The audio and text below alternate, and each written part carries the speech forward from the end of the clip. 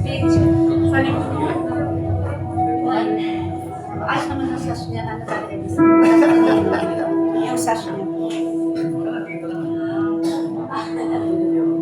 Iiyak na yan.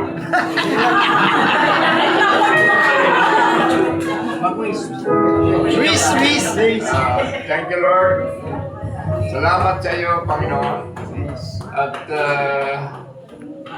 ikaw lang, Lord, ang naging kalakasan ko. Amen. Amen. Simula nung makikilala ko sa iyo, Lord, pinasasalamatan ko ang lahat sa buhay ko. Ikaw lang po, Lord, ang dahilan. Ikaw lang po, Lord, ang lahat-lahat sa buhay ko. Kaya po, narito ngayon. Salamat, Lord, at sa edad kong 86. Wow.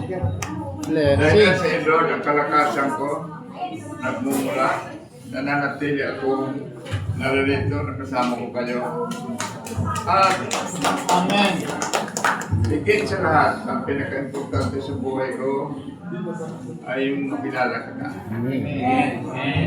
Lord, purihin ka, napakabuti mo, Panginoon. At gusto ko lang banggitin na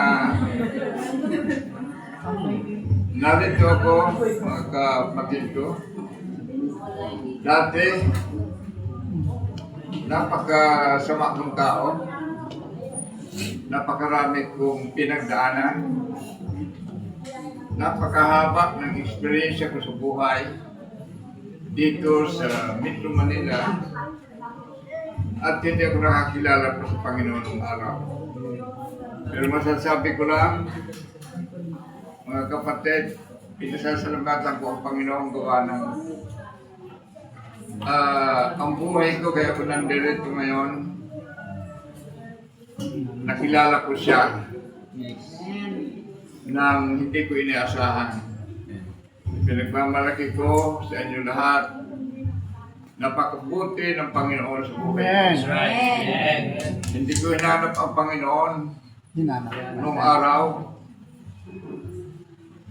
Dahil hindi ko pa alam kung paano ko hanapin ang Panginoon. Pero gusto ko lang banggitin ang pinakamahalaga sa buhay ko na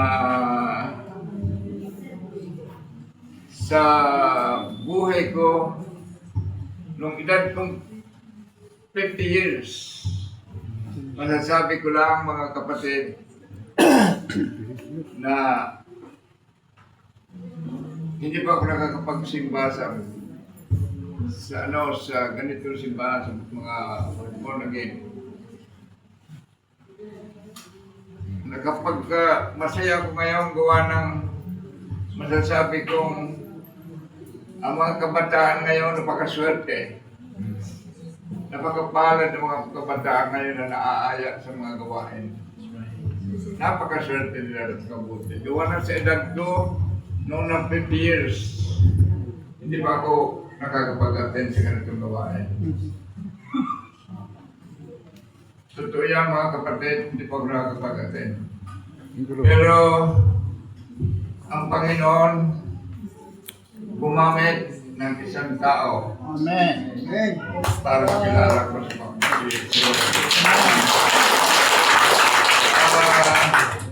Malinsya na kayo, mga kapatid, gusto ko lang banggitin ito dahil ito susi. Kaya ako nakakilala sa Panginoon. Ni isa, kahit may isa, wala man nag-aya sa akin na nadiros ka, mag-attend ka sa mga gawain. Hindi ako nakapag-attend. Gawa ng mga gawain ko noon hindi maganda. Pero isang araw, nakasakay ako at saka misis ko sa jeep. Nagpupunto ang misis ko na sa bahay naman andyan doon sa kaya namin ng anak natin si Veron. Nakasakay sila sa jeep. Pinupunto niya na dito sa Antipolo, papunta ko Cubao. Nung araw pilahan pa dito ang jeep, mga taong 1990s. Taong 1990s. Ngayon, habang nakasakay,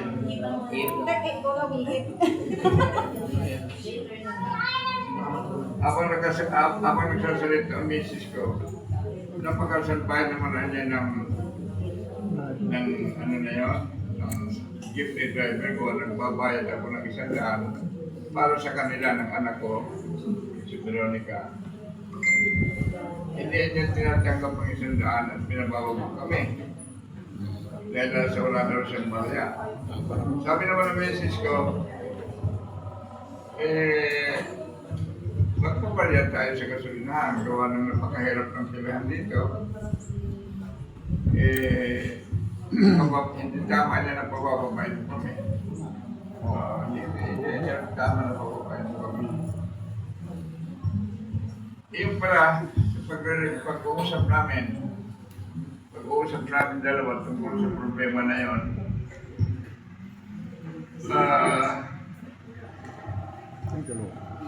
Ang driver pa na lang sinasakyan namin ng jeep habang nag-uusap kami. Si Pastor Manalasta, si Bishop. Hindi pa namin kilala si Bishop. Nasasakay kami sa Francis ng jeep. Driver pa siya sa jeep kumala. Sabi ni Bishop, kung natatandaan mo niya ang pitcha kung kailan, at plate number, lalinuan niya dyan sa mag-report ka dyan sa pagkukulay para ayusin yung problema. Ang misis ko naman,